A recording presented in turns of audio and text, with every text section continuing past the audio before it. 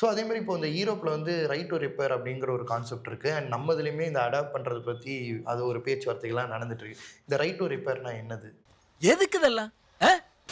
Right to repair அப்படின்னா இது வந்து ஒரு சிம்பிளான கான்செப்ட்.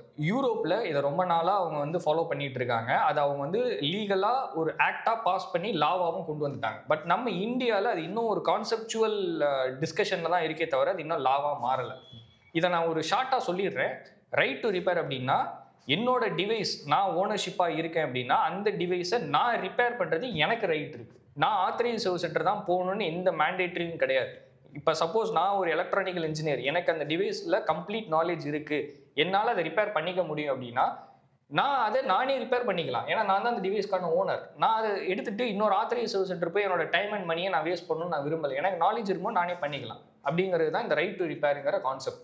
சப்போஸ் நான் இந்த டிவைஸை வாங்குறேன், இதில் ஒரு ப்ராப்ளம் இன் ஃபியூச்சரில் வருது அப்படின்னா ஆத்தரைஸ் சர்வீஸ் சென்டர் சொல்லுவாங்க, சார் நீங்கள் பண்ணீங்கன்னா அதை நாங்கள் எப்படி நீங்கள் கரெக்டான வேலை பண்ணுறீங்க பண்ணலன்றது எங்களுக்கு தெரியாது, சோலி முடிச்சு அதை நாங்கள் வந்து ரேஸ் பண்ணி கிளைம் பண்ணி அதை ஃபைண்ட் அவுட் பண்ணி கொண்டு வரதுக்கு டைம் லேப்ஸ் ஆகும், அதனால பெட்டர் நீங்கள் எங்கள்கிட்டே வந்துடுங்க, நாங்களே பண்ணி கொடுத்துட்றோம் அப்படின்னு சொல்ல அவங்களுக்கு கம்பல்ஷன்ற ரைட் கிடையாது.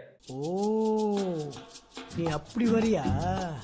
ஏன்னா நான் நாலேஜபிள் பர்சன், நான் ஓனர், நான் டிசைட் பண்ணிக்கலாம், என்னோட ரைட், நான் ரிப்பேர் பண்ணிக்கலாம். அதான் ரைட் டு ரிப்பேர்க்கான கான்செப்ட். இந்த ரைட் டு ரிப்பேரை அவங்க எனேபிள் பண்ணுறதுக்கு எனக்கு அவங்க சர்வீஸ் மேனுவலும் இந்த டிவைஸுக்கான ஸ்பேர்ஸும் அவங்க ஓவர் த கவுண்டர் அவைலபிள் வச்சிருக்கோம். யூசர் மேனுவல், சர்வீஸ் மேனுவல் அப்படின்னு 2 இருக்கு. யூசர் மேனுவல்ன்றது நம்ம பொதுவாக டிவைஸ் வாங்கும்போது நம்ம இந்தியாவில் கொடுக்குற ஒரு மேனுவல். அதில் என்ன இருக்கும்னா இந்த டிவைஸ் எப்படி யூஸ் பண்ணணும், இந்த டிவைஸுக்கான பேசிக் ஃபங்க்ஷனாலிட்டிஸ் என்ன, எப்படி ஆன் பண்ணணும், எப்படி வால்யூம் இன்க்ரீஸ் பண்ணணும், ரேஸ் பண்ணணும் அப்படிங்கிற பேசிக்கான ஸ்ட்ரக்சர்ஸ் அதில் இருக்கும். சர்வீஸ் மேனுவல் அப்படின்னா அதில் இந்த டிவைஸுக்கான கம்ப்ளீட் என்சைக்ளோபீடியான்னு சொல்லலாம். இந்த டிவைஸை எப்படி ரிமூவ் பண்ணணும், இந்த டிவைஸ்குள்ள இருக்கிற பேட்டரியை ரீப்ளேஸ் எப்படி பண்ணணும், க்ளூ எப்படி பண்ணணும், டிஸ்பிளே எப்படி சேஞ்ச் பண்ணணும் அப்படின்னு என்டையராக இந்த டிவைஸ்க்கான A to Z அந்த சர்வீஸ் மேனுவலில் தான் இருக்கும். இந்த service manual come user manual ரெண்டுமே வந்து ப்ரொவைட் பண்ணணுங்கிறது தான் இந்த ரைட் டு ரிப்பேர் கான்செப்டில் யூரோப்பில் இருக்கக்கூடிய லா.